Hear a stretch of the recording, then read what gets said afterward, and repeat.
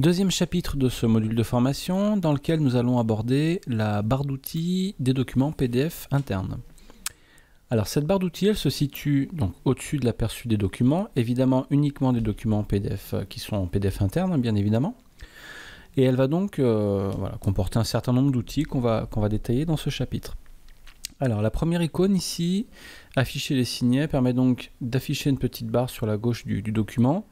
Et quand on déploie cette barre, on va pouvoir éventuellement ajouter ce qu'on appelle des signets ou des marque-pages en fait, pour cibler certaines pages d'un document pour y arriver rapidement. Donc là, dans ce document-là, on n'a qu'une page, donc évidemment, il n'y a pas d'intérêt à mettre de signets. Mais dans un document de plusieurs dizaines de pages, ça peut être intéressant de pouvoir se rendre rapidement sur des pages importantes du document. Donc pour créer un signet, c'est tout bête, il suffit de cliquer sur le petit plus ici, de venir préciser le titre du signet, et automatiquement ça nous permettra de nous rendre à la page à laquelle on se trouve. Et pour supprimer un signet, bien évidemment, la petite corbeille. Voilà donc pour cette première icône, afficher ou non les signets. Deuxième et troisième icône de cette barre d'outils sont des icônes de zoom, donc c'est relativement classique, donc zoom plus pour zoomer sur le document, zoom moins pour dézoomer sur le document. Alors évidemment, quand on utilise ce zoom là, on va zoomer sur la partie en haut à gauche du document, ce qui n'est pas toujours forcément l'endroit où on veut aller. Dans ce cas-là, le plus intéressant, c'est encore d'utiliser l'icône qui est à côté ici, qui s'appelle zoom sur sélection, et qui va permettre de zoomer sur une zone précise du document, sur la sélection qu'on va faire dans le document. Donc on sélectionne le zoom sur sélection, et on va tracer un petit rectangle ou un carré, peu importe, ce que vous voulez, sur la partie sur laquelle vous voulez zoomer. Et automatiquement, on va retrouver uniquement cette zone-là. Donc ça, c'est assez pratique quand on veut aller vraiment chercher un endroit spécifique du document. Les icônes suivantes donc vont être les icônes d'affichage du document. Donc la première, c'est la taille réelle, c'est-à-dire que là, on affiche la taille vraiment réelle du document, donc ça va dépendre en fait de sa résolution concrètement, notamment pour les documents numérisés, ça va dépendre de la résolution à laquelle ils ont été scannés. Plus la résolution sera haute et plus la taille du document sera importante, et plus son poids évidemment sera important également. L'icône suivante, ajuster en largeur, permet donc d'ajuster la taille du document à la largeur de la fenêtre. Donc par exemple, si je réduis cet aperçu ici, on voit que l'aperçu du document ici s'adapte en fait à la largeur de la fenêtre, et au contraire, si je l'agrandis, le document s'agrandit en même temps. Donc ça, c'est lié au fait qu'on a activé ce bouton ajuster en largeur. L'icône suivante, donc aperçu, ça permet d'avoir l'aperçu intégral du document, c'est-à-dire l'aperçu du document complet. Alors c'est vrai que c'est un mode qui n'est pas toujours très pratique pour la lisibilité, puisque c'est vrai que dans ce cas-là, je dirais qu'on ne peut pas vraiment détailler ce qu'il y a dans le document. Par contre, ça permet d'avoir l'aperçu global du document. Donc généralement, on va dire que le mode qu'on utilise le plus et qui est le plus sympathique à utiliser, c'est le mode ajuster en largeur, puisqu'il va permettre de s'adapter en fonction des cas de figure à la largeur de la page. Les icônes suivantes ici sont donc des icônes de rotation, donc ça c'est relativement simple, il suffit de cliquer sur les flèches pour faire pivoter le document. Alors à savoir qu'au niveau de ces rotations de pages, si vous avez un document de plusieurs pages, évidemment il n'y a qu'une page qui est pivotée à la fois, c'est-à-dire que si vous faites pivoter, ça ne va pas pivoter les 10 pages de votre document. Si vous êtes sur la page 5, ça ne pivotera que la page 5. Donc c'est vrai que ça peut être pratique, encore une fois dans le cas d'un document numérisé. Si vous avez un document de 10 pages et puis que la page 5 justement, vous n'avez pas fait attention, elle était à l'envers, vous pouvez la retourner, ça évite justement d'aller rescanner le document juste pour ça. Et ce qui est intéressant avec le viewer interne justement, c'est qu'on va pouvoir enregistrer ces modifications. Si on va cliquer sur la petite icône qui est ici, donc la petite disquette, sauver le document, et qu'on dit oui, automatiquement donc la rotation du document est enregistrée, enfin le pivotement du moins est enregistré, et on retrouve bien notre document dans l'état où on l'avait enregistré précédemment. Ce qui veut dire que on peut facilement donc pivoter un document ou une page d'un document et l'enregistrer grâce au viewer PDF interne. Ce qu'on ne peut pas faire justement avec Acrobat Reader. Avec Acrobat, on va pouvoir pivoter évidemment une page, mais on ne pourra pas conserver l'orientation de cette page. C'est-à-dire qu'à chaque fois qu'on va rouvrir le document, il faudra repivoter la page à nouveau. Puisque, encore une fois, c'est un reader, donc en termes de fonctionnalité, c'est quand même assez limité. Alors que là, on pourra enregistrer ces modifs. Ensuite, on va retrouver ici une petite barre de navigation, c'est-à-dire que ça va permettre de naviguer entre les pages du document. Alors là, c'est pareil, il n'y en a qu'une page, donc il n'y a pas d'utilité. Mais sur un document de plusieurs pages, on va donc pouvoir aller sur les pages précédentes et pages suivantes. Et ici, donc, première page du document et dernière page du document. L'icône qui suit, donc sauver le document, ça permet d'enregistrer les modifications qu'on a pu apporter sur le document. Alors, on l'a vu il y a quelques secondes avec la notion d'orientation, de rotation du document. On le verra même un peu plus tard quand on va rajouter en fait des éléments sur le document, hein, comme des post-it ou du surlignage ou des tampons. Et on verra qu'on peut donc enregistrer les modifications à l'aide de ce bouton donc sauver. L'icône suivante donc est intéressante, elle s'appelle propriété du PDF, mais c'est notamment en fait grâce à cette icône que vous allez pouvoir ajouter de la protection à votre document, de la sécurité on va dire à votre document, notamment grâce, alors on va cliquer dessus, hein, grâce à un encryptage en fait du document. Donc quand on clique sur l'icône, on a cette fenêtre qui s'ouvre et dans la liste déroulante ici on va retrouver 3 niveaux d'encryptage, alors qui sont des niveaux d'encryptage différents et on va dire qui sont en fonction des versions de l'outil Acrobat, hein. Donc l'encryptage le plus puissant étant l'encryptage Acrobat 7, donc c'est celui qu'on va utiliser. À partir du moment où vous décidez d'encrypter votre document, vous allez avoir ici 4 cases à cocher qui vont vous permettre de définir ce que vous autorisez ou ce que vous n'autorisez pas au niveau du document. C'est-à-dire, est-ce qu'on autorise à modifier le contenu de ce document, oui ou non? Est-ce qu'on permet d'imprimer le document, oui ou non? Est-ce qu'on permet de copier du texte et des graphiques dans le document, c'est-à-dire de les extraire et de les copier pour les coller ensuite dans un nouveau document?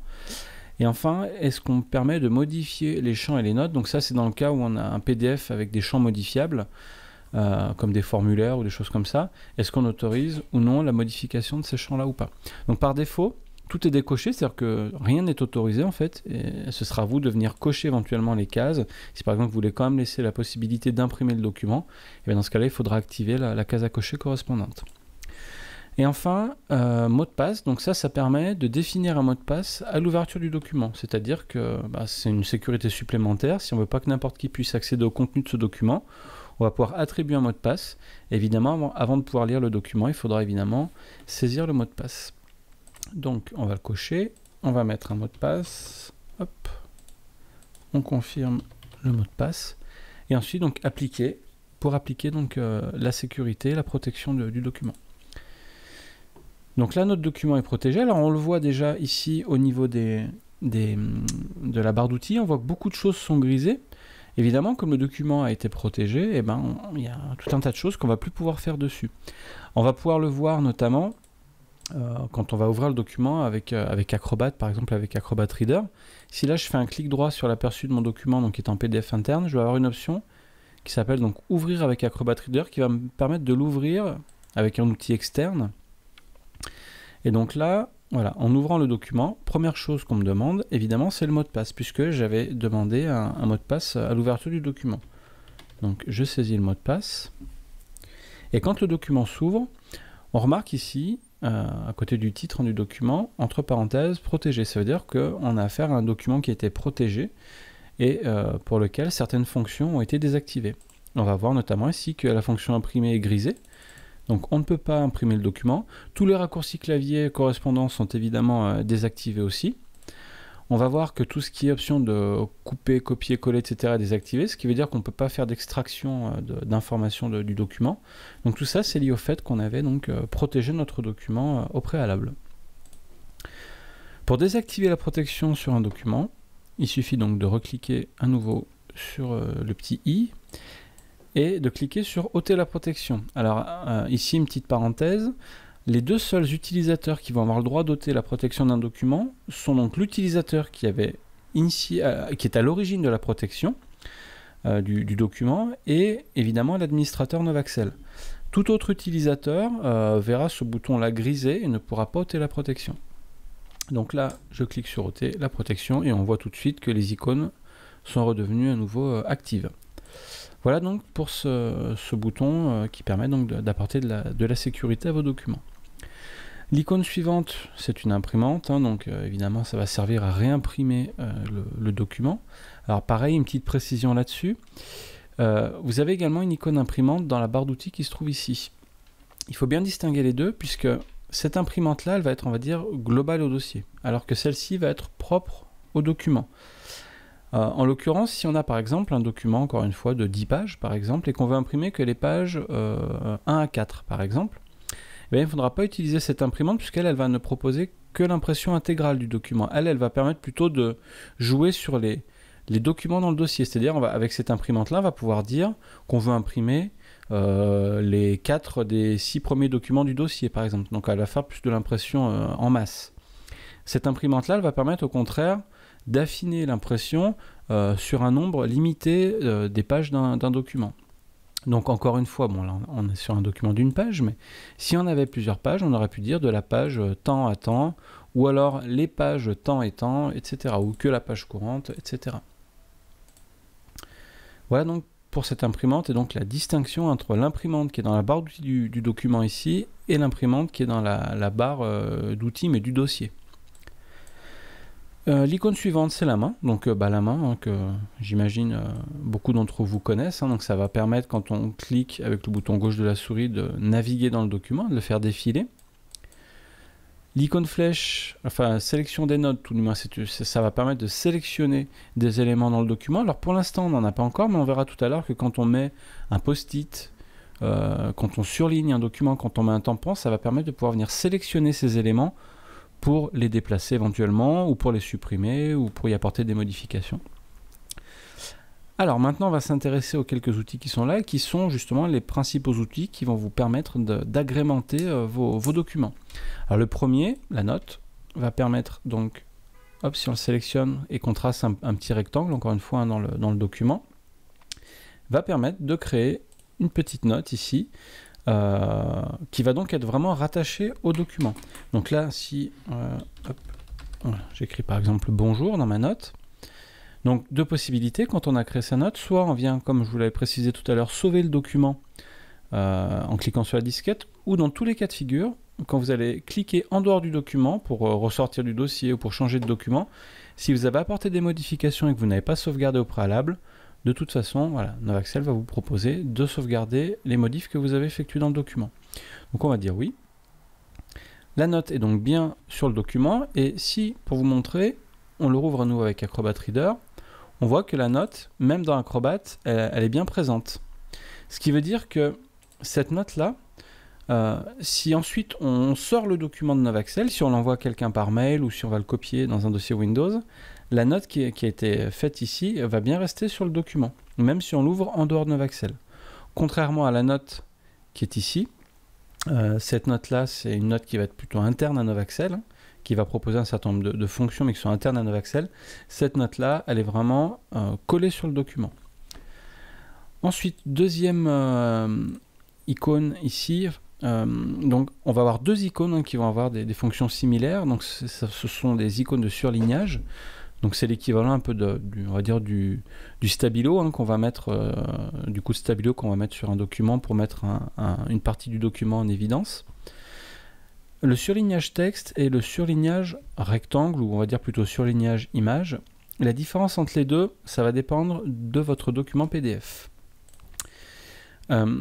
Pour les documents PDF texte, c'est-à-dire les documents qui sont en PDF et qui ont été créés à l'origine à partir de documents, alors à partir par exemple d'imprimantes comme la capture d'impression ou d'imprimantes comme l'imprimante PDF Creator.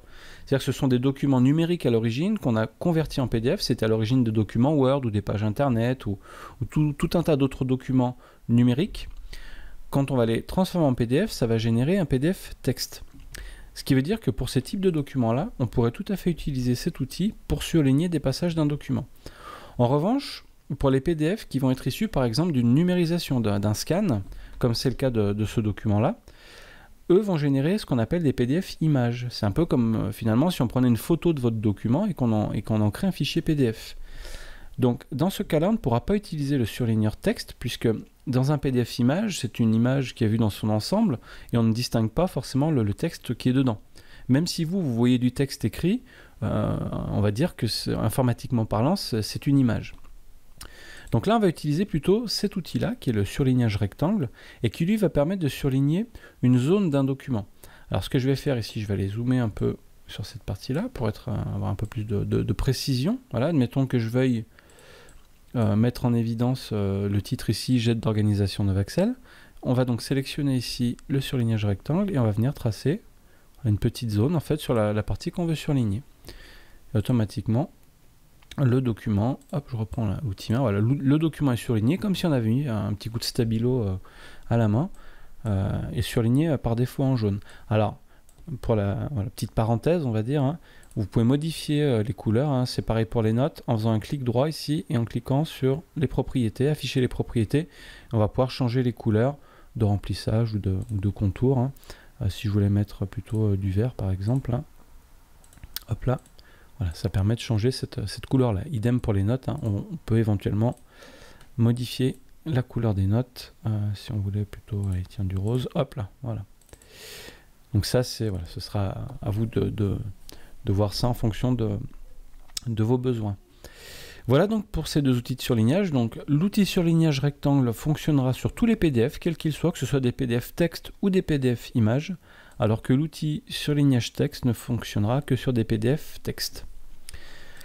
L'outil suivant, saisie de texte, alors lui il va permettre, je vais redéplacer un petit peu ici le post-it, il va permettre d'effectuer une saisie de texte sur le document. Donc ça va être une petite zone de texte en fait, hein, donc on va cliquer par exemple ici dans le document, et puis pareil, par exemple, on va écrire règlement chèque numéro 1, 2, 3, 4 par exemple. Voilà, et ça va permettre on va dire, de créer une petite zone de texte vraiment sur le document lui-même. Alors après, on peut modifier un certain nombre de choses en fait, hein. On a une petite barre d'outils qui reste assez minimaliste, mais qui va permettre d'effectuer un certain nombre de choses, comme changer la police de caractère, changer la taille de la police, changer la couleur, mettre ou non un contour. Alors ici on a un contour rouge par exemple, hein. On pourrait tout à fait ici venir mettre un contour plutôt blanc, ce qui veut dire que normalement, alors si je sélectionne peut-être au préalable mon texte, hop, voilà. Tac, et là on va mettre un contour plutôt blanc. Voilà, ça va permettre de désactiver finalement le contour, hein, puisqu'il va être de la couleur de la page qui est derrière. Voilà, ça permet comme ça d'éviter d'avoir ce contour rouge autour. On va pouvoir changer, encore une fois, on va pouvoir changer également la couleur, on va dire, hein, du texte, si on veut pas du bleu, mais, hop, mais plutôt du noir par exemple. Hein. Hop. Voilà. Hop. On peut étirer également. Voilà. Tac. Alors décidément, j'arrive pas à avoir l'intégralité de mon texte. Hop. On va étirer ça. Non, bah décidément, c'est peut-être... Voilà. Bon. Il y a un petit bug apparemment. On va rester sur chèque numéro 1, 2, 3. Voilà donc pour cet outil-là. À partir de là, on peut évidemment redéplacer, encore une fois, en sélectionnant avec l'outil flèche. Ici, on va pouvoir redéplacer, je dirais, la zone de texte qu'on a créée n'importe où dans le document. Et on peut redimensionner, bien sûr, voilà, pour éviter de manger sur le reste du document. Donc ça, voilà, un petit outil de saisie de texte. Hein, c'est un peu l'équivalent de ce qu'on va des fois gribouiller à la main sur un document. Une petite annotation, voilà, on peut le faire avec cet outil-là. Et enfin, le dernier outil, donc qui est l'outil de tampon. Alors l'outil de tampon, comme son nom l'indique, il va permettre de simuler des coups de tampon. Alors on en a un certain nombre qui sont placés par défaut dans Novaxel. Donc ce sont des tampons assez classiques, hein, les bons pour accord, payés, vus, rappel, etc. Donc ces tampons-là sont placés par défaut dans Novaxel. Bien évidemment, vous avez la possibilité de créer vos propres tampons. Donc pour ce faire, il faut utiliser un outil qui est l'outil de gestion de tampons dans Novaxel, et qui est donc réservé à l'administrateur. Hein. Donc si vous avez accès à ce module de formation, il existe donc un module spécifique pour la gestion des tampons, pour voilà, vous montrer comment créer vos propres tampons. Donc là, on va utiliser pour l'occasion un tampon existant. Alors on va prendre un classique, en plus on est sur un devis par exemple, donc on va prendre le tampon payé. Hop, voilà. Alors, il se peut parfois, en fonction de la taille de votre document et en fonction de la taille du tampon lui-même, hein, qu'ils apparaissent évidemment, comme c'est le cas ici, un peu gros. Donc on pourra facilement retailler le tampon après, hein, donc en le réduisant, voilà, pour qu'il ait une taille un peu plus adaptée au document. Et pareil, ce tampon va pouvoir, encore une fois, en prenant le petit outil flèche, ici on va pouvoir le redéplacer où on souhaite dans le document. Voilà donc pour cette barre d'outils PDF interne. Alors évidemment, quand vous avez des choses comme ça, vous allez pouvoir ensuite, si besoin, les supprimer. Alors avant de les supprimer, je vais quand même vous montrer une petite chose. Au niveau de l'impression, ici on a mis un peu de surlignage, on a mis un tampon, on a mis une zone de texte. Admettons qu'on veuille imprimer notre document. Par défaut, Novaxel va vous proposer d'imprimer toutes ces annotations-là. C'est donc lié à ce qu'on a ici dans la petite liste déroulante. Par défaut, on a documents et annotations. Si jamais vous souhaitez imprimer votre document sans ces annotations, il faudra simplement venir sélectionner ici documents. Et on le voit ici dans l'aperçu que toutes les annotations qu'on a rajoutées par la suite ont été désactivées et on va donc pouvoir imprimer le document tel qu'il était à l'origine. Évidemment, si on veut les annotations, pour le coup, on sélectionne documents et annotations. Voilà pour cette petite parenthèse. Et donc ensuite, quand on veut supprimer éventuellement des éléments, donc là je sélectionne ma note. Si je fais un clic droit, je peux éventuellement la supprimer. Idem pour la partie surlignée, clic droit, supprimer. Le tampon pareil, clic droit, supprimer. Et la zone de texte que j'avais créée, clic droit, supprimer. Voilà. Et encore une fois, dès que vous allez cliquer en dehors du document, on vous demandera si vous voulez sauvegarder ou non les modifications. Voilà donc pour cette barre d'outils consacrée au PDF interne dans Novaxel, à la barre d'outils des PDF internes. Dernier chapitre qui va être donc le chapitre suivant et qui sera consacré à la génération de documents PDF dans Novaxel, et donc notamment ce bouton-là, à partir duquel vous allez pouvoir créer des documents PDF à partir d'autres documents qui sont dans un dossier.